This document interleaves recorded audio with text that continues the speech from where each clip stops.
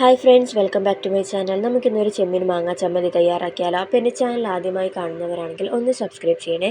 ഞാനിതൊരു ഫ്രൈ പാനിലേക്ക് 1 ടീസ്പൂൺ വെളിച്ചെണ്ണ ഒഴിച്ചു കൊടുക്കുന്നുണ്ട്. ചൂടായി വരുമ്പോൾ അതിലേക്ക് കുറച്ച് ചെമ്മീനിട്ട്, ഉണക്ക ചെമ്മീനിട്ട് നന്നായി ഒന്ന് വറുത്തെടുക്കുന്നുണ്ട്.